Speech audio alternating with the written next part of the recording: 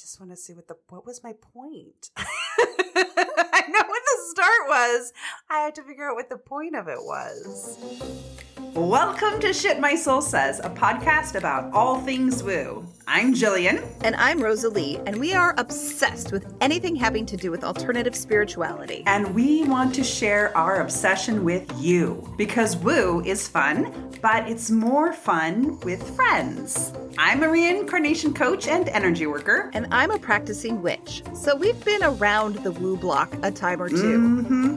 Each episode, we will be digging into a different topic, from tarot to third eyes to energy healing. We'll share our personal experiences and offer you practical advice for your own practice. So whether you're new to all of this or queen of the pagans, that's me.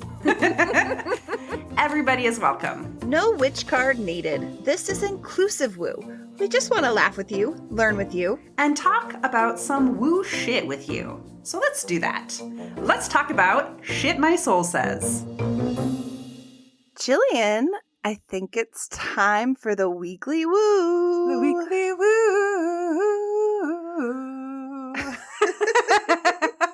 I'm getting a lot more sing-songy, I don't know, this year for some reason. That's fine. I don't know. Why don't you tell our listeners what the weekly woo is? Well, the weekly woo is the part of our episode where we talk about some woo shit that we've gotten up to this past week or two, or that has found us through the wild universe, and we want to share it with you. So, Rosalie, what about you? What's your weekly woo for the week? My weekly woo is unsurprisingly parent related. Okay. I started casting a circle of protection in my son's bedroom at bedtime. Nice. And now he can't sleep without it. So you've really gotten yourself in a pickle there. Yep. You're going to have to teach him how to cast his own circle at some point. I've started to try, and he is very resistant to it. Oh. Mainly, I think, because he thinks I do a better job than he does. And when my husband does it, because he'll ask for it, then he makes me come in and do it again. Because my husband doesn't do it right, apparently. I remember when I was a kid, it was like if my brother made cereal for me, somehow it was much worse than how my mother made cereal. And I wouldn't eat it because it was garbage. Oh, yeah.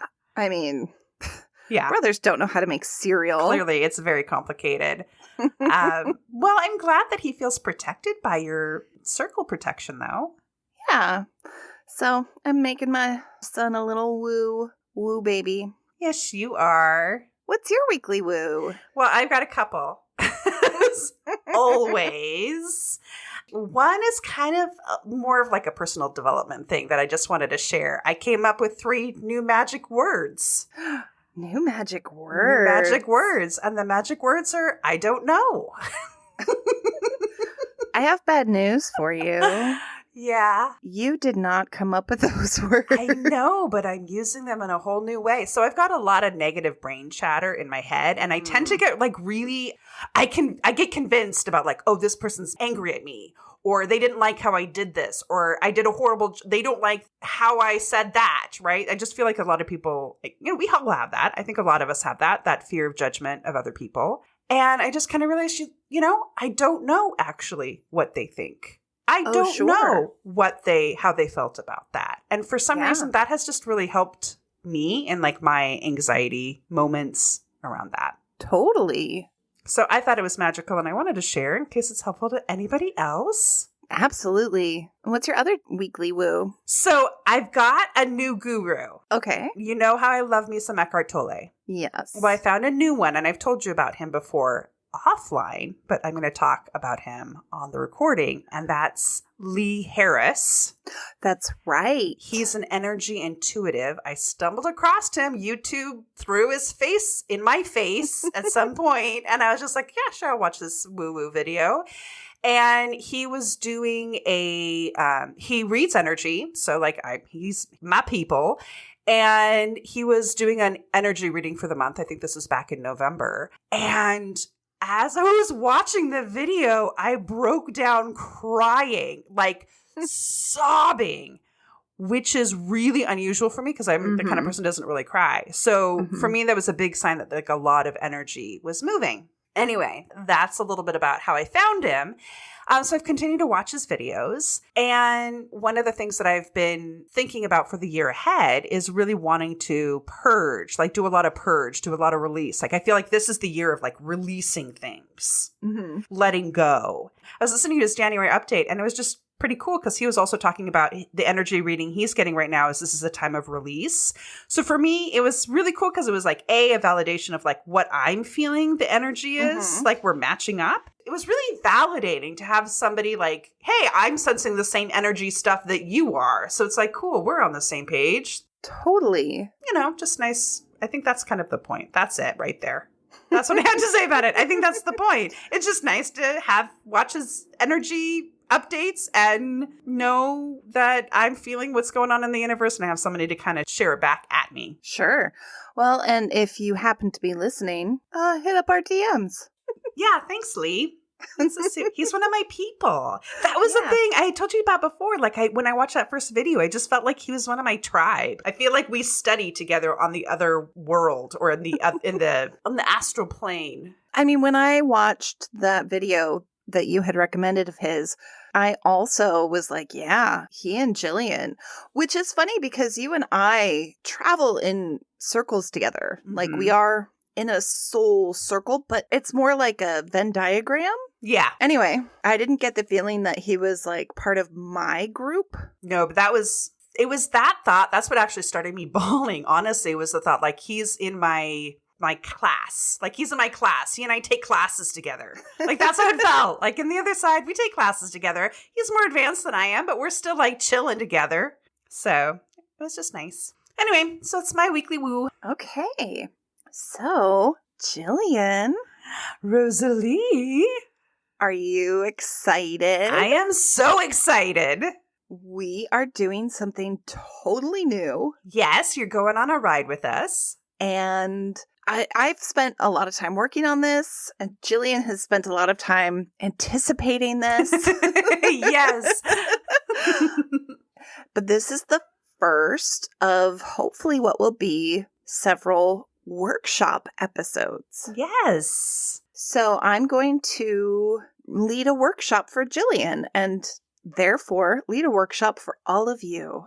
Yeah, and just to kind of reiterate, I mean, we talked about it in our last episode, but our first season was a lot about explaining different, metaphysical and woo concepts. And now we really want to get more into the experiential side of things. So to help, I know a lot of you out there, you might have access to different sorts of workshops and teachers, but not everybody does. So this is a way to kind of bring all of that through the microphone to your ears. Yeah, so we have available a PDF of the fundamental bullet points of what I'm going to go over for anybody who signs up for our mailing list at shitmysoulsayspodcast.com. Yes, and you will be happy to know we don't flood your inbox with emails, so don't worry about that. Just sign up and you'll get notified of the latest episodes. So do you want to know what our workshop is this week? Yes. What is our workshop this week, Rosalie? How to write your own magic spell.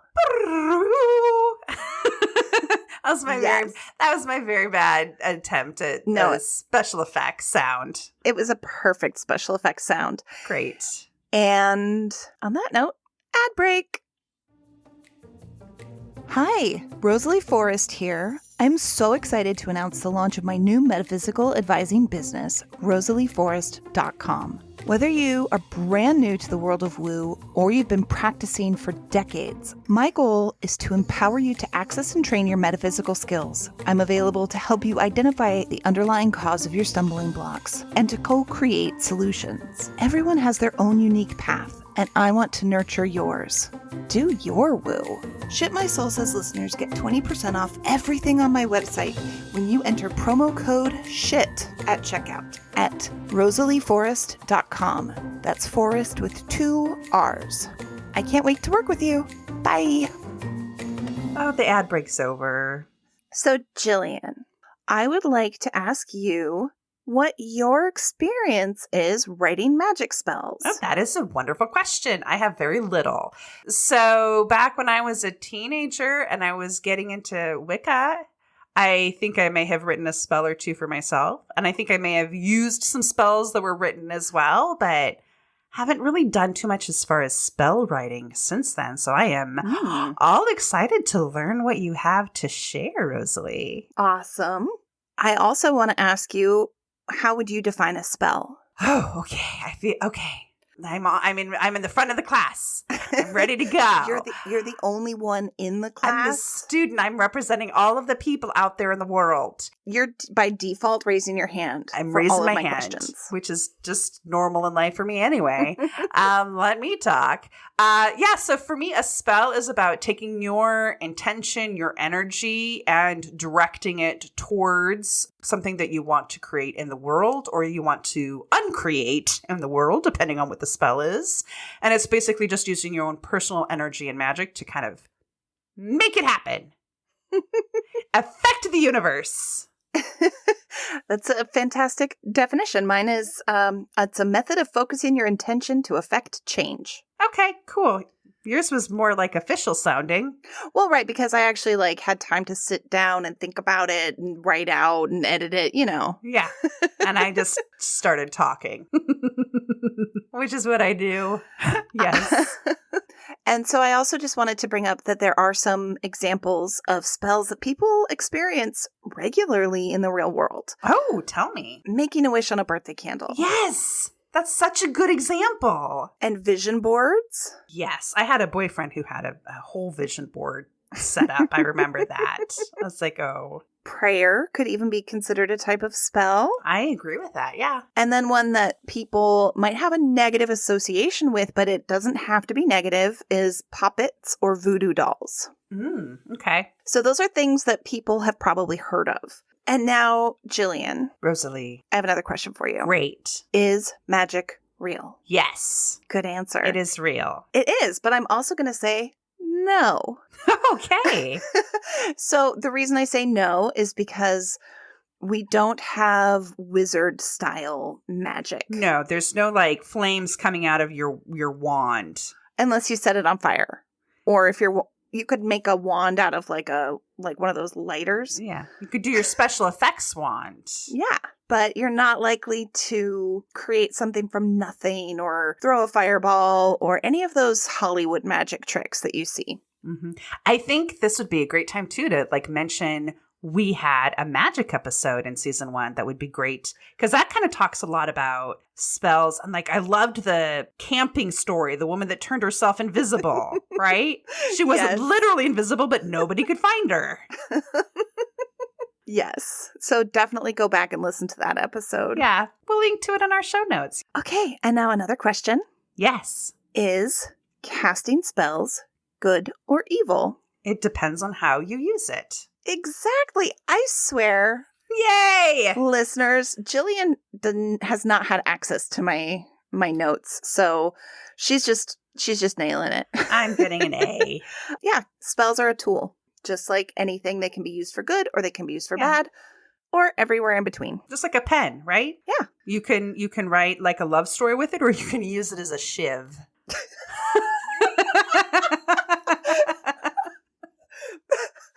That's not where I was expecting that to go. You're welcome. And okay, here's another question. I have a bunch of questions just to start this off with. Okay. Do you have to use a spell that has already been written? No. Nope. I don't have to do that. And that's kind of where, when you said earlier about what's your experience writing spells, any spells that I've done since I was just learning and tried to do things the right way, that was the official way. Once I kind of figured out the essence and idea about what magic was and realized that it's about putting your intention into the world, into the universe, then I can just kind of come up with something on the spot. Totally. It is okay to use spells that are out there, though. Yeah, absolutely. It's also perfectly okay to modify spells that are out there. I know there are practitioners who'd be like, fuck no, you can't do that. But you can. We here at Shit My Soul Says say, do your woo. Do your woo. Which means It means do whatever the fuck you want to do. Just try to be a good person about it. That's all we ask. I mean, we do ask that, but that's not part of our phrase. That's not part of our phrase at all. Slogan. It's just something I decided to throw in. You're welcome. Okay, so there are a few things that you need to figure out before you get started. To write a spell, you need to know what your goal is. Okay. So, Jillian, why don't you share with everybody in the whole world what your goal is for this spell? This is going to be me being a little bit vulnerable, too, when I thought about it. When I thought about, the thing that I mentioned earlier about, for me, this is really a year of release and letting go. And I know that our next topic is going to be about love. And, I'm the perpetually single person. And we've kind of, had different stories that we've shared in different episodes. But I'm like the person who's like perpetually single. And I know that's because I've got a lot of walls and I've got a lot of blocks up.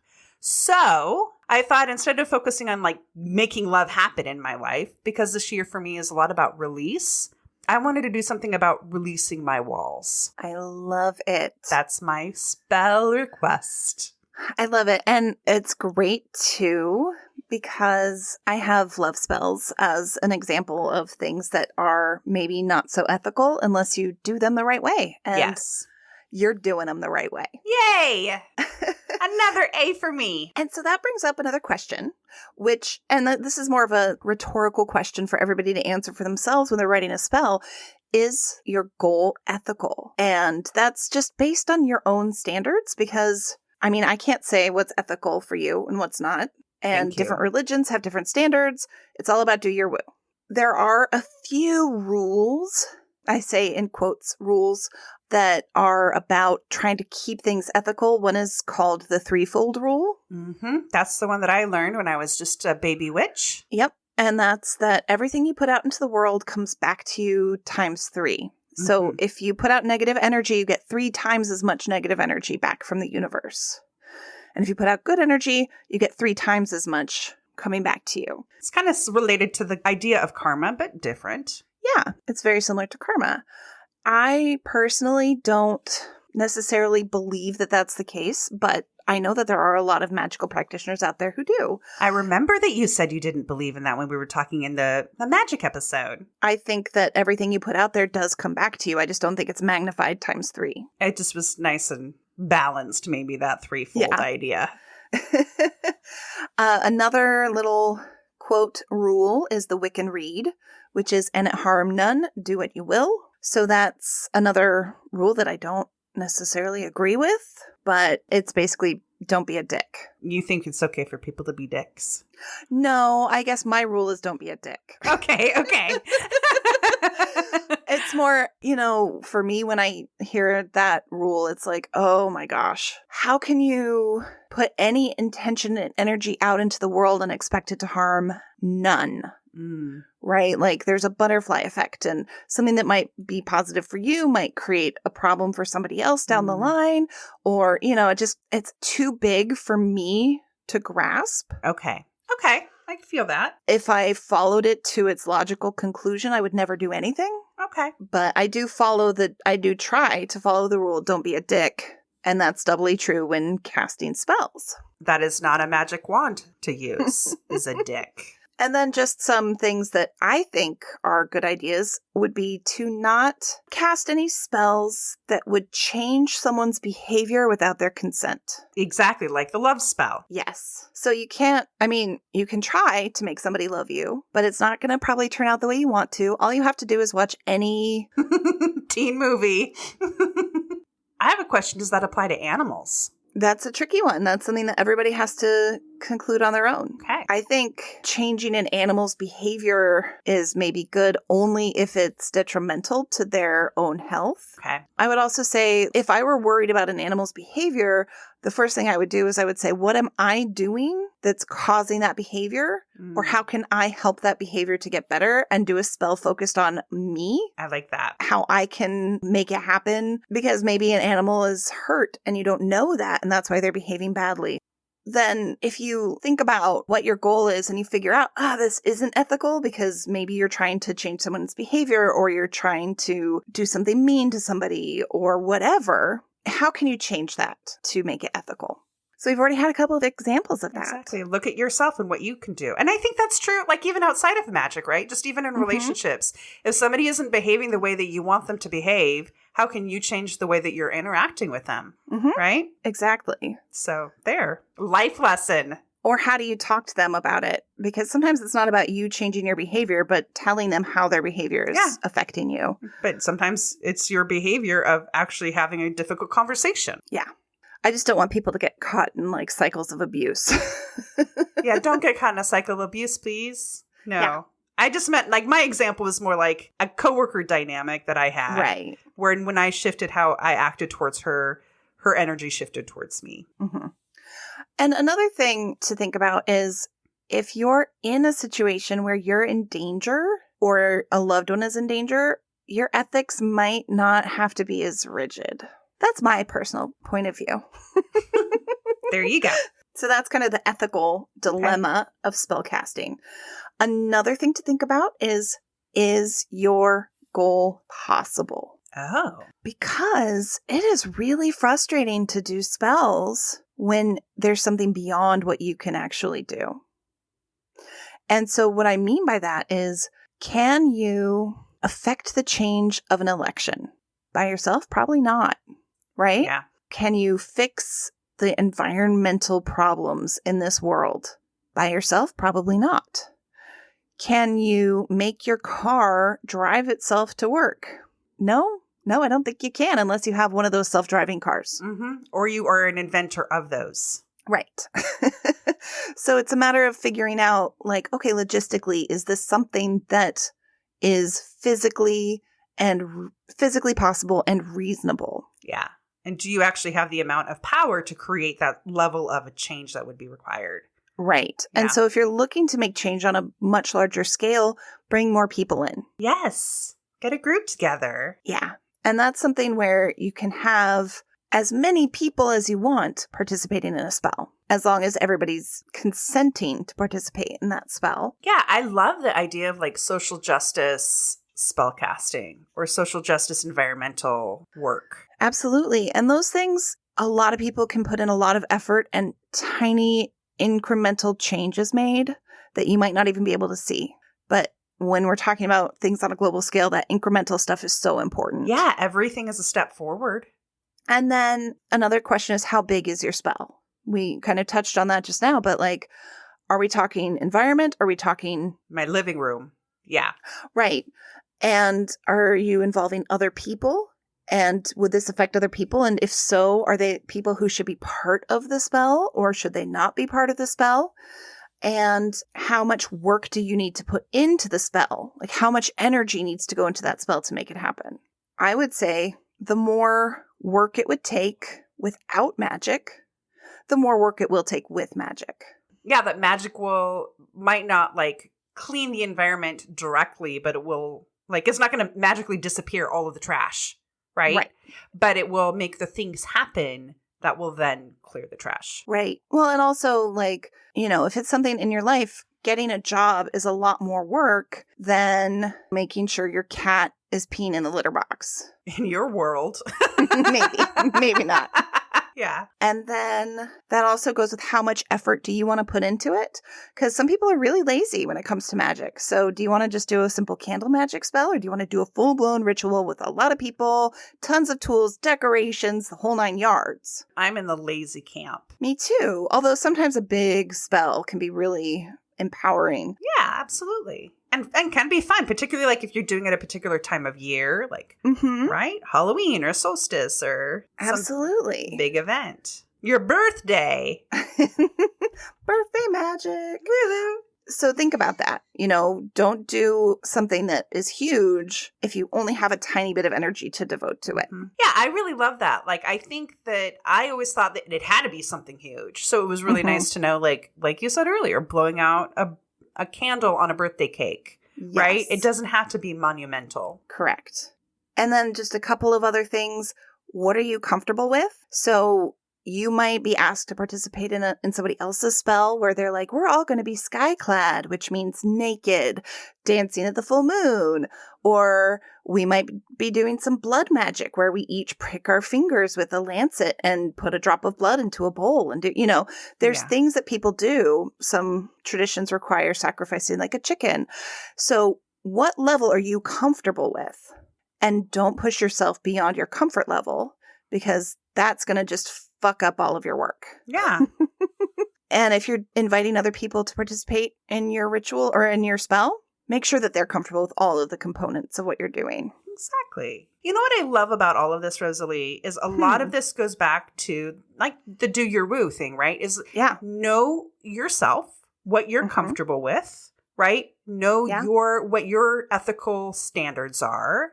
And do it according to what feels right to you and comfortable to you. And you don't have to try to be something else just because you've read it in a book or saw it in a movie or had an idea in your head. Exactly. Have fun with it. Yes. Oh, I have one more question, which is, when do you want to do it? So do you want to do it right now? Or based on the perfect astrological or moon phase? Or some day on the wheel of the year, so like you were saying, Halloween or the solstice or any other holy days of any religion that resonates with you. I know for me, one of the things that I do like to think about if I want to like put intention into it in a way that's pretty simple still is the phase of the moon. If it's between the new moon and the full moon, so the moon is growing, that's a good time to do spells that you want to create and grow something new, versus when it's between the full moon and the new moon, the reverse, when it's getting smaller, that's a time for purging and getting rid of things and endings. Totally. So for your spell, mine would be maybe in the waning time. Totally. When it's getting smaller. So those are kind of the big questions that you need to ask yourself when you're writing a spell. If you haven't been doing it for a long time, because I could just do a spell and be like, done. But I've thought about those questions at length for other things. So when you're writing your spell, when you're thinking about what you want to do, think about symbolism that works for you related to your goal. So things like colors, entities, which would be deities, spirit guides, angels, demons. I'm not recommending demons, but I'm not going to stop you. Ghosts, ancestors, whatever. Also symbolic images, so like shapes or words or letters or sigils. Animals, some people like to do animal spirit type things. Elements, earth, air, fire, water. So just think about those things that you associate with it and then think about which of those you want to incorporate into the spell. And I think a good rule of thumb here, Google is your friend. Yes. If you're not sure, like what are some things like love, for example, heart and red, that sort of things. But maybe you want to find out what sort of scents are associated with, right? Love. Yes. Like jasmine is, for example. So you can do some Google. Yeah, absolutely. Do some Google. I don't know. That's not a phrase, but it is now. And so just a quick example would be candle magic, which is you pick a color associated with what you want, maybe carve a word or a picture or a symbol into it with a toothpick and then burn it. And the size of the candle should be equivalent to the size of the goal. So if it's a big thing, you want a big candle or lots of little candles. Oh, okay, that's a new one. I did not know that. Yeah, that's something that makes the most sense to me anyway. Okay. But if that doesn't make sense to you, don't do it. Okay. Noted. Then there's a few broad categories that spells can fall under. Getting rid of something or someone, which is what I would say your love spell falls under, which is also sometimes called banishment. It's a very tricky category. Oh. Because it can be unethical. The particular spell that you've chosen is not unethical. It's just about me and nobody else. Right. But it can be. So, thinking about banishing somebody's or changing somebody's behavior would be under banishment, or getting someone out of your life is banishment. Sometimes that's necessary, but sometimes it falls into a gray area. Another question to ask, and it's not necessary, but it's, can I turn it into something positive? Or can I get rid of the bad and then bring in something good? Yes, I like that. And another just tip is fire is very useful in a lot of these sort of banishment spells, because you can set fire to a symbolic representation of the thing to get rid of it. So that's kind of one category. There's also attracting something or someone. So like money. What I would say is choose things to work with that attract you.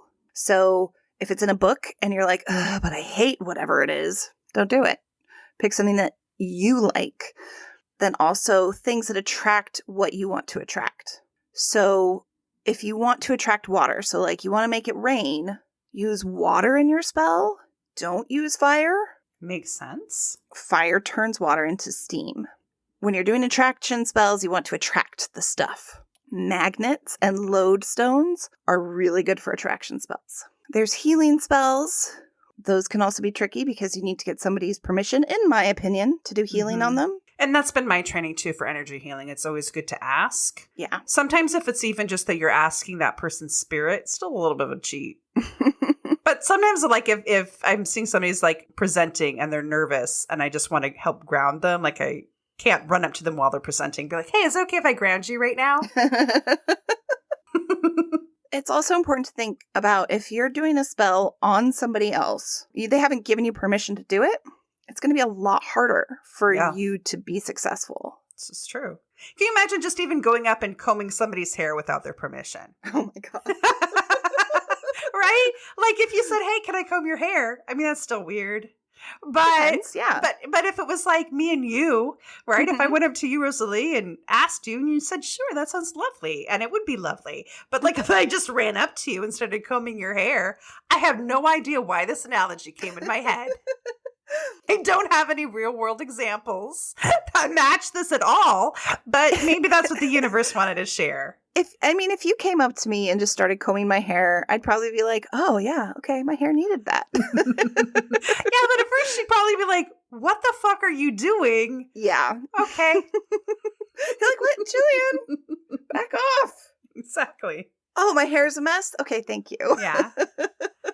Exactly. So it's sort of a similar thing. Like, even though your intentions are good and what you're going to be doing is good, everybody has the right to their own personal autonomy. Right. And you can also do self-healing, though. And if you're healing yourself, you've got permission. One would hope. And then there's protection spells, which are just protecting yourself or somebody else from negative energy or a specific person or a specific event. So just protection. Crystals are my favorite for protection spells because they're very strong and they hold a lot of energy, and they can also be placed strategically. So you can place them in different places, your car, your house, your workplace. You can wear them as necklaces or bracelets or earrings or whatever. And you can also charge a whole bunch of them at the same time. You can do a spell with a whole bunch of them and then do that. So that's my favorite for protection. If you're actively afraid of something coming after you, so that's like an X or something, you might want to just revisit that spell pretty regularly just to make sure that the energy isn't eroding from their efforts. And that's kind of the gist of the main spell categories. So let me sum up to see if I got it all. Yes. We have banishing spells when you want to get rid of something or reduce something. We have attraction spells when you want to bring something more into your life. Mm-hmm. We have healing spells when you want to heal. We have protection spells when you want to protect yourself. Yeah. Is that the 4? There's a 5th one. No. There's not a 5th one. I mean, there might be a 5th one. I don't know. I'm just the expert here. No, I'm kidding. There's a 5th invisible one. So there you go. There's the 4. And there's probably other subcategories or different categories. Those are the big ones. Yeah, those are the ones that I kind of thought encompassed the most. Okay. All right, so then you get to figure out what you want to say in your spell.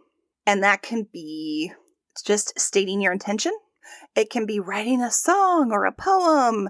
It can be picking words from somebody else. Nobody says you have to use your own words, but if there's a poem that speaks to you or a phrase from a book that you like or a spell written by somebody else, you can use that in your spell. People think of spells as being like little rhyming couplets a lot of the time, or like a single magic word. And that's for ease of memory. Okay. If you have a rhyming couplet, you can repeat it over and over again, And it's a lot easier than if you say something really lengthy and your tongue gets tied. So this would be the place where you could actually use, maybe your favorite pop song. Absolutely. If the words are something that actually are in alignment with what you want, like look through the words and make sure. But like that might be a fun way to do it. Totally. I mean, I don't even know the words to the song, but there's like that one song about a wrecking ball. Yeah. If you wanted to destroy things or clear things out. Mm-hmm. Or like even the happy song. Oh, the Pharrell Happy. Yeah. If you want, if you're like, and you want to just do a spell about bringing more happiness into your life. Totally. Unless that song makes you full of anger every time you hear it. Does it do that to you, Rosalie? Oh my gosh. Yes. Because I heard it too many times. Okay, got it. All right. So it's not your happy song. No, but noted. It's a lot of other people's happy songs. Yeah, I like it. I'm going to stick with that. When you're ready to cast your spell, you want to make sure that you're in the right headspace. For me, that means maybe doing a little meditation or a little centering, casting a circle, deep breathing. Those are all things that help me get into the right headspace. But whatever works for you is ideal. Just something to get you kind of calm and feeling sort of magical. So like maybe have some music that makes you feel good. Some people might want to take a bath or go on a walk. Exactly. Figure out the physical space where you're going to do the spell. Where hopefully a cat won't be trying to break down your door. Because Rosalie's cat keeps on trying to break in as we're doing this recording. In and out and in and out. It's a good old cat. You want someplace probably that's private because it's really hard if people keep interrupting you, like your cat. Your cat.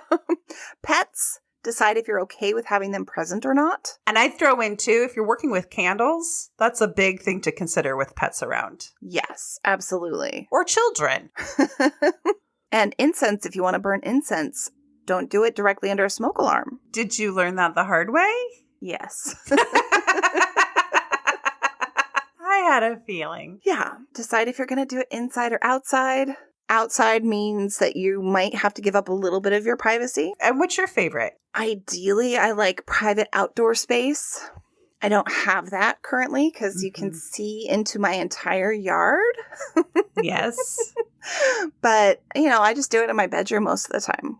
Okay. Because that's where I have like my little altar set up. What about you? Are you an indoor or outdoor kind of person? I like the energy of being outdoor. There's something about natural energy that really seems to infuse things. But I don't even have a yard. Like I live in an apartment and going like lighting a candle in the middle of the woods doesn't seem like a great idea to me. I mean, it can be done safely, but so yeah, maybe more of a person who's going to do it in my apartment where it can be quieter and warmer. Yeah. But I think the ideal situation is outside. And sometimes group spells are done outside. That's more common because people are less likely to harass a large group. Yes. Than they are an individual. But I've gone to like city parks and sat outside and found a spot where nobody was really paying attention and did a little something. I like it.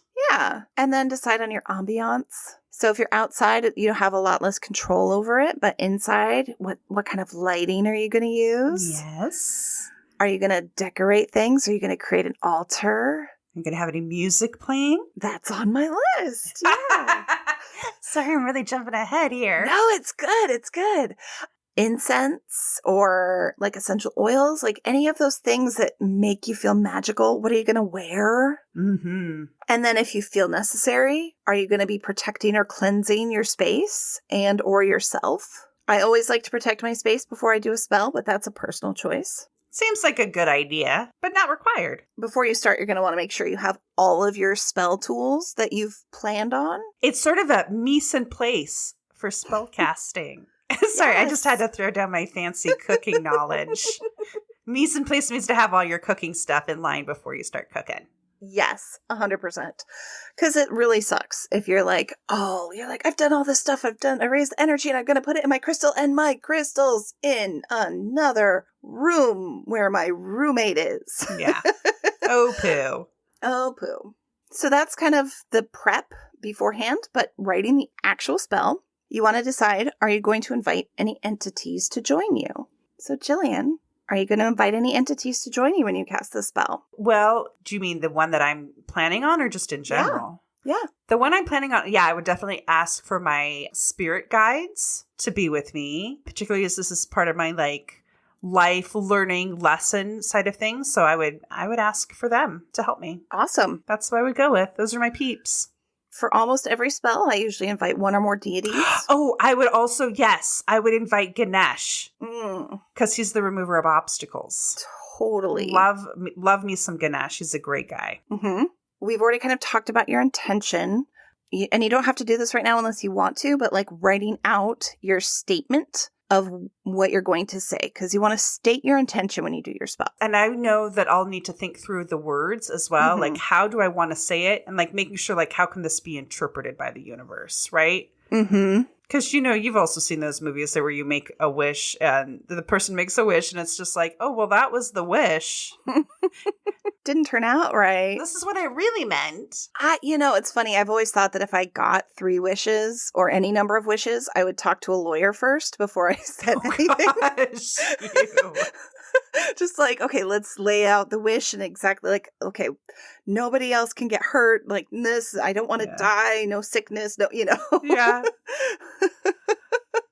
Well, yeah, you want to get into people that are really specific about words. Lawyers are into words. Yes. One of my best magical friends, Emily, she is a lawyer. And she was like, it's amazing. I never realized how much being a lawyer and a witch really work together. That's hilarious. Then you have to decide how you want to raise energy. Now, the raising of the energy is as important as the intent, because if you don't raise any energy, nothing is going to happen. So why don't you tell me a little bit about what that means? Like, what does raising energy mean? Yeah, thank you. So raising energy is either from yourself or from the earth or from your deities, ideally not from somebody else unless they're consenting. Yes. But basically you just gather up energy. And I'm not talking about like electricity. I'm talking about life force. Yeah, like the force, chi, prana. Yeah. And you want to gather it up so that you can then imbue that energy with your intent. So a spell is the energy combined with the intent to affect change. Yeah, that's the recipe. Mm-hmm. So raising energy, how do you like to do it? I like dancing a lot. I'm into physical movement. And I also like singing too. I think both of those things really help me raise energy, get it going on. Totally. I have here, it can be the repetition of your intent over and over again, particularly if you turn it into a little ditty. So if you're singing it over and over again, dancing, drumming or clapping, or you can just make an energy ball by rubbing your hands together really fast. And then letting that energy kind of float outwards. What about breath? That was one of the things too, when we talk about prana, right? Prana is breath. I wonder about using breath to also build up energy, because breath is the life force. I don't know. I'm thinking through things here. Yeah. I'm trying to discover something in the moment. It's perfect. Yeah, why not? I mean, that's the thing, is anything that you think will work will probably work. Yeah. Do your woo. Yeah. I have chanting Om. Mm-hmm. Om is a very, very powerful sound, and that is also kind of a breath thing. So yeah, there you go. Ringing a bell, playing your favorite song really loudly, whatever it is that you feel will raise energy, you can do that. Yeah. So when you raise your energy, as you're raising that energy, focus on your intent. So that way that energy becomes not just random energy, but it's energy with a goal. And then you need to put that energy somewhere. Put it in your pocket. And there's a lot of different places you could put it. You could put it into the universe. Just set it free to go do its thing. That's what I usually do. You can put it into a physical object. So to do that, you just imagine the energy going in. I like to imagine a funnel. And if you aren't a visualizer, you can just literally take your hands and push the energy into the object. It's also a time where you could anoint candles with oils or write sigils or words. You can glue your vision board or tie your knots or draw your picture or whatever. Mm-hmm. Well, and like for healing, if you put your hands onto your physical body. Right. That'd be a good way to do it too. Into yourself or another person. Yeah. Into the earth instead of the universe, depending on what the energy is for. I like that. So it really just depends. I like to just move my hands in the direction of wherever I'm moving the energy to. Okay. You can imagine it however you want. When you release energy into the universe, what do you like to do? I like to extend my arms upward, like I don't know, what am I doing right now? Like in an upside down tree. Like a tree, like, like praising or something. I don't know. Yeah. Just like, get it up there. Woo! Shoot it off into the world. And so that would be like if you're doing knot magic, which is where you put energy and intention into a cord and you tie a knot so that later you can untie the knot and get that energy back. Oh, there you go. That's when you would do that, is when you're putting the energy. You put the energy into the string and you tie the knot, and then you can do several different knots on a string. Or into a crystal, or into like a little charm bag, which is like a little bag that has maybe some crystals or some herbs or like figurines or whatever. I know this is kind of related and kind of not, but it makes me think of when I'm doing something, like when I'm building something or creating something, like if I'm cross stitching and I'm watching a TV show while I'm doing it. And then later on, I go and I pick that item up again. It brings back that TV show. It's like somehow that energy is in that thing. Yeah. Which I think that's kind of fascinating. And that's something too, like you can do magical crafts. So like knitting a scarf where every time you knit, you just like say a mantra or something. That's why it's so powerful to make things for people. Because if you're thinking about them as you're making them and you're putting love into it, like what a beautiful gift that is. I love it. And then if there's anything extra you want to do in your spell, this would be the time to do it. So like lighting the candle that you've put the energy into to start releasing that energy to do its thing. Although you don't have to light a candle in the immediate moment when you're doing a spell. You can light it when you need it, or you might pick something that needs to be done daily for a while. And then I always like to add a little caveat at the end of my spells. I always say, so mote it be, which is, a witchy way of saying Amen. Amen. Like, this is how it is. Yeah. It's just a good way to end it. I say, so mote it be, as long as it is in compliance with the will of my goddess and the greater good. Do you use the word compliance? It sounds like such a legal word. Yes, I do. Are you judging my woo? No, I just think it's hilarious. I'm delighting in your woo. Here, so mote it be as long as it is the will of my goddess. Yeah, there you go. And in the greater good. Yes. Does that make you feel happier? No, the compliance made me feel happy. It just was unique. That's all. I mean, we're talking about lawyer stuff. Exactly. That's, I think, why I triggered it. It's like the lawyer witch would love it. And then you just finish up your spell. So you would thank any entities you call in.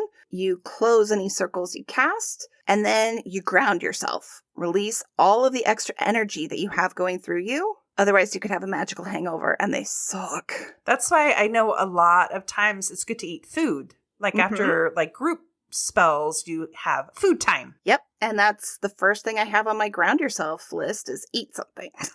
Eat some food, some nourishing food. You can also just imagine excess energy flowing to the ground, take a shower or a bath, touch another human being with their consent or a pet, lay on the ground, put your forehead on the ground, or anything else that you feel is grounding. Touch a tree, hug a tree. Hug a tree, stick your bare feet into dirt. Yes, that's the best way to ground. Yeah. And then, Jillian, I just want to do real quick, the simplest spell I could come up with is you close your eyes and you take a few deep breaths. Am I supposed to do this right now? Only if you want to. Okay, I do. Okay. So that's just getting you into that mindset. And you state your intent. So am I stating my intent right now? Sure, it doesn't have to be the one that you came up with. It's up to you. Okay. I am going to state the intent of living a brighter, happier day today. I love it. Simple. Yeah. Okay, so close your eyes. Say, my intention is to live a brighter, happier day today. Yes. Okay, and then rub your hands together really fast while repeating your intent 3 times. My intention is to live a brighter, happier day today. My intention is to live a brighter, happier day today. My intention is to live a brighter, happier day today. And then release that energy into the universe. I'm putting my hands up in the air. And open your eyes. I did that ahead of time. I That's cheated okay. a little bit. That's fine. The eyes opening can happen at any point. Okay. And then eat something. That sounds like a plan. But yeah, that's just super basic. So tell me so when you put your plan in writing, because I know you've written spells for us before, right? We're like, okay, we're going to do a spell for Shit My Soul Says and what we want to create. And you bring together a document. So, because I like to have a document before I do anything, because that's how I roll. Like, how do you go ahead and structure that? How do you put that together? So I usually do an outline. I know the structure. That's the thing I went over where it's like, here's the ritual of it. And it doesn't have to be a complicated ritual. It's just the ritual is the act of casting the spell, right? Can I see if I can sum it up? So you're going to have your opening bit, whatever that's going to look like, calling in your people, right? If you're going to be doing that, then there's going to be the part where you're actually doing the spell itself, whatever that is. Yep. Okay. And then this is where I'm getting tested here. I'm testing myself so that Rosalie can correct me. And then there's the raising of the energy. And you're giving me a face. Am I forgetting something? Well, it's raising of the energy is part of the spell. Yes, but it's supposed to happen at the end of it. No. Well, it's all part of the spell. Let me go through it and see if I'm wrong. Okay. You raise energy, you release energy, and then you think. Yep. So for me, raising is the last half of the thing. Right. So invite anybody, any entities you want to join. You don't have to invite anyone, right? Or anything. Nope. Yeah. State your intention, raise the energy, put that energy somewhere, and then thank everything. And then ground. Okay. There we go. That's the basics. The super basics. Good. And then you can flesh those all out as with all these ideas that we've gone over. Exactly. Something that I like to do for like releasing something, we kind of talked about it a little bit, but I like to write on a piece of paper that thing. And if it's a complicated thing I might pick a bunch of different strips of paper and write one thing per strip of paper. And then as part of the spell, I burn them in the, like, you raise the energy, you put the energy into the paper, and then you burn the paper.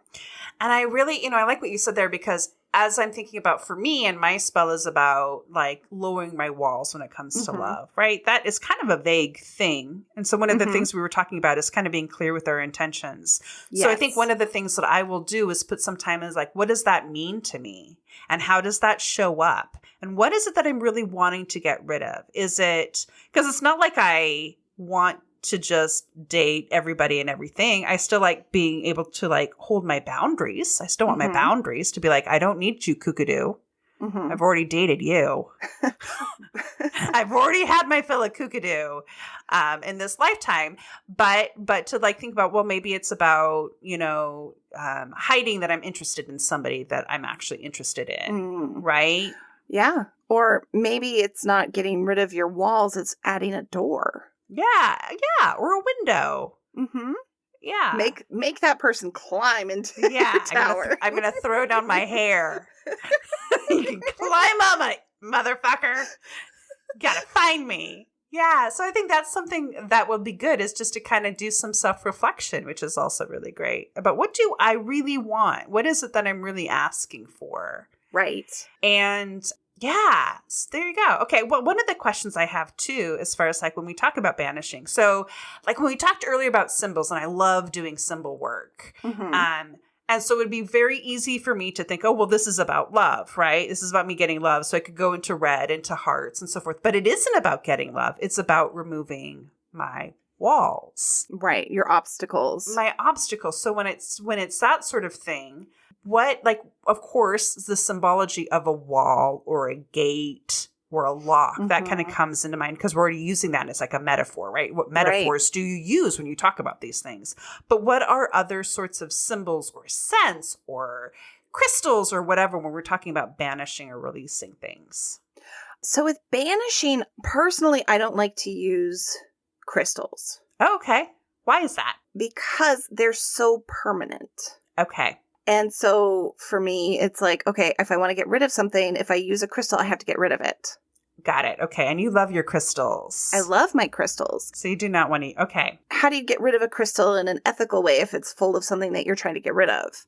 Yeah. That's why the paper and the burning works. I suppose you could also use liquid too, couldn't you? Yeah, I was just going to say, like, you could wash it. You could wash something clean. You could write something on your body with body paint and wash it off. Oh, yeah. You could even do something with like permanent marker.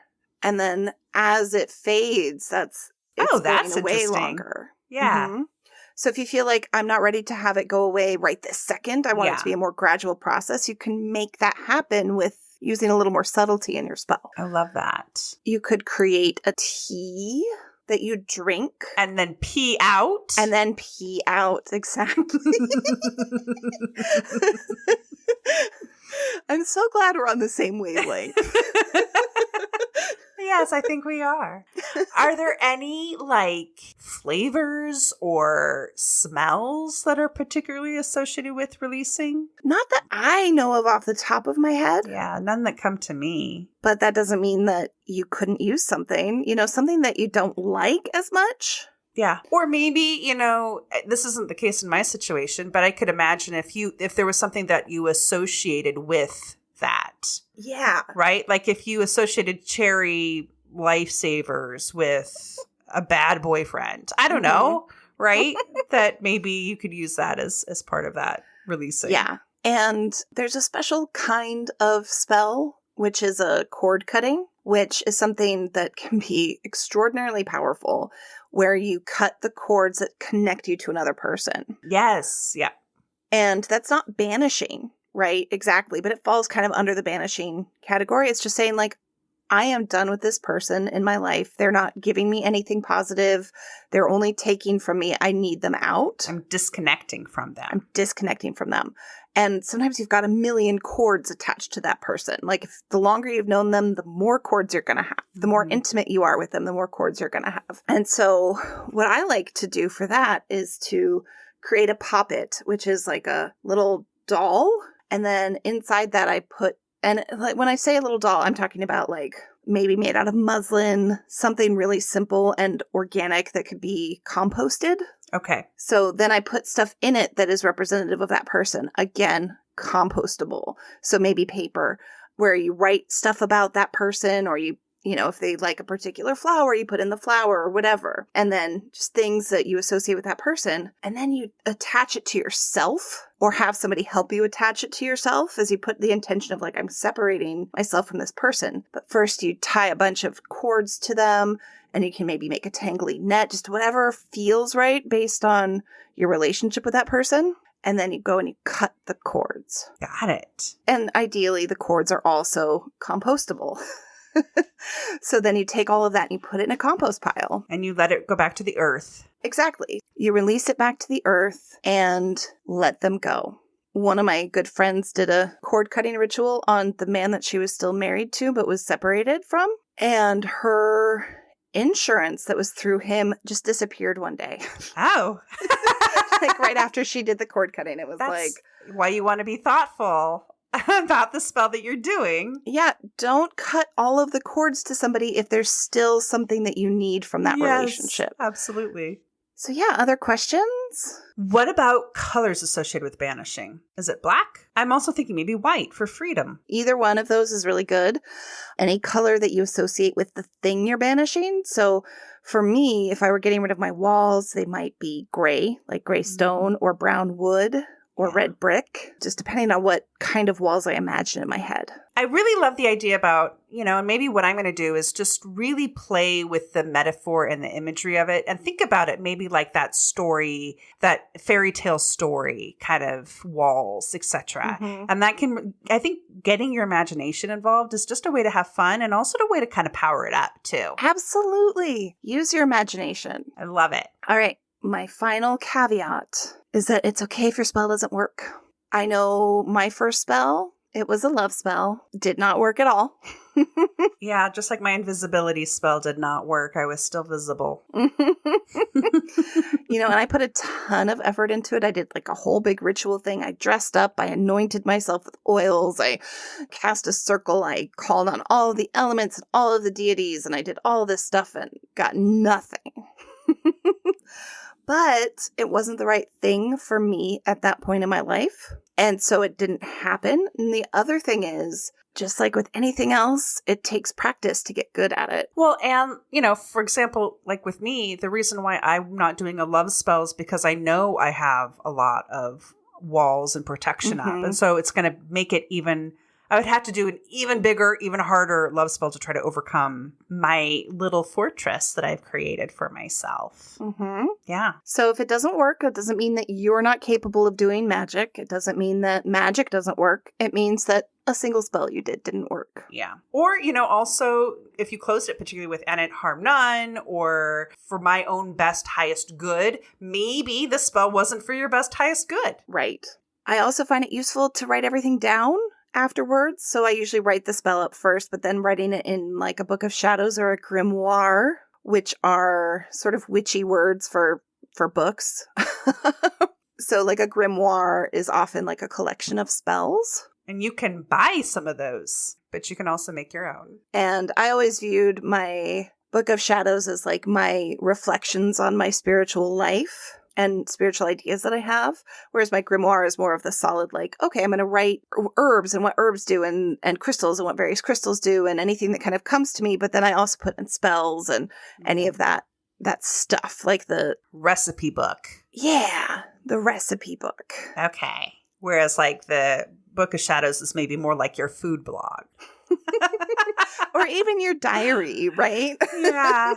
I was just trying to go with the theme. I know, your live journal. Yeah. Your MySpace page. No, that's not food themed, but that's okay. So I have another question for you. Great. If somebody wanted, and she did not pay me to ask this, if somebody wanted like a consult with you on how to actually like help write a spell for them, for you to get help to think through some of the things that you might know they might need to think through, or gives them some ideas, just like a lot of the questions I asked. Is that something rosalieforrest.com offers? Yes. That would be a metaphysical advising appointment. And one of the things I love doing is helping people write their own spells to help them accomplish their goals. See, there you go. You don't have to do this on your own. No.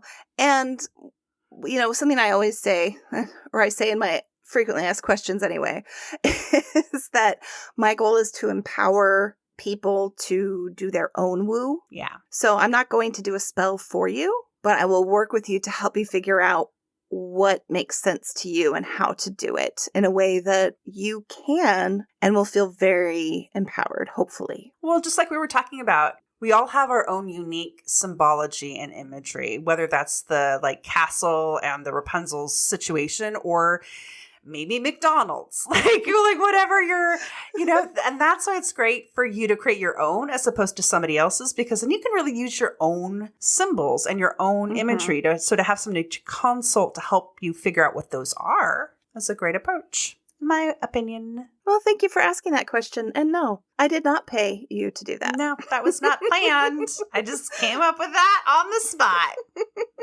So we would love to hear from you. Do you have any tips or tricks for writing spells? Anything that we didn't cover you think is important that we should cover? Have you done some spells that went spectacularly wrong? We definitely want to hear about those. Or did you do any spells that went spectacularly right? We'd also like to hear about those. If you want to reach us, you can email us at shitmysoulsays@gmail.com or on our website, shitmysoulsayspodcast.com. Yes. And again, if you sign up for our mailing list, you will be able to get a PDF of a lot of what we had just covered today so that you can have your own little guidebook to create your own spell for free. Yay! Yay! So on that note, it's time to wrap up the episode. Sure is. And we're going to do again with what we tried last time, which is setting an intention for the next 2 weeks. And I want to do a follow-up for my last intention. Okay, what was your last intention? So my last intention was about creating work-life balance. That's the intention I had set. And I did! It was great. Yes. Amazing. I stopped at a regular hour every day. I had time to go out and walk around. I didn't feel totally run down and burnt out every evening. So I'm really grateful for that intention that it managed to manifest in my life. Awesome. Yay. Yes. My intention last time was to be deliberate about being woo. I don't know that I succeeded. Okay. I mean, I was woo, but was I deliberately woo? What does deliberate mean to you, I guess? I don't know. I mean, I did do a pretty big tarot reading for myself, which was the 12 houses reading that you talked about in our tarot episode. Mm-hmm. You also created this workshop. I created this workshop. That That's was true. Deliberately woo. It was very, yeah, okay, fine. I was deliberately woo.